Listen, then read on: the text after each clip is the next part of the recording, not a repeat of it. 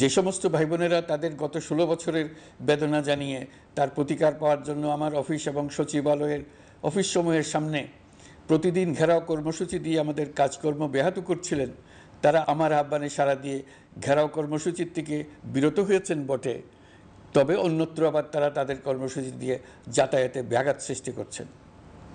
আমি কথা দিচ্ছি, আপনাদের ন্যায্য আবেদনের কথা আমরা ভুলে যাব না।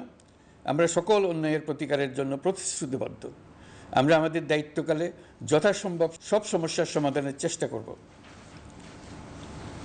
আমি আবারও অনুরোধ করছি, আপনারা যাতায়াতে ব্যাঘাত সৃষ্টি থেকে বিরত থাকুন। জাতি আপনাদের প্রতি কৃতজ্ঞ থাকবে।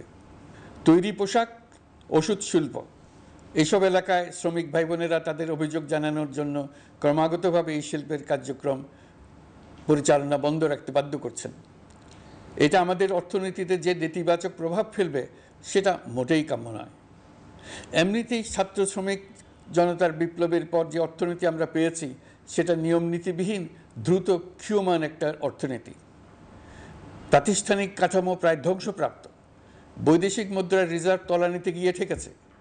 আমরা এই অর্থনীতিতে প্রাণ সঞ্চারের চেষ্টা করছি, আমাদের উদ্যোগে সাড়াও পাচ্ছি।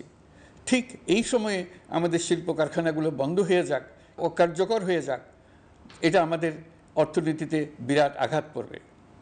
সেটা কিছুতেই আমাদের কাম্য হতে পারে না।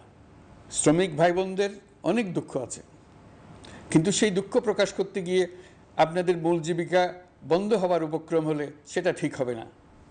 দেশের অর্থনীতি ধ্বংসপ্রাপ্ত হলে সেটা ঠিক হবে না।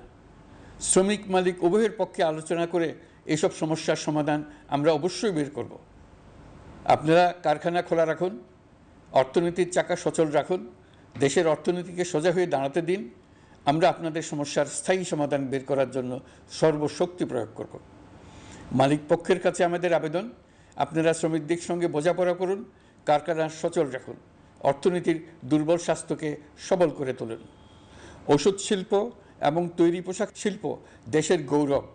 এর মাধ্যমে আমাদের শ্রমিক ভাই বোনেরা তাদের কর্মকুশলতা বিশ্বকে মুগ্ধ করেছে।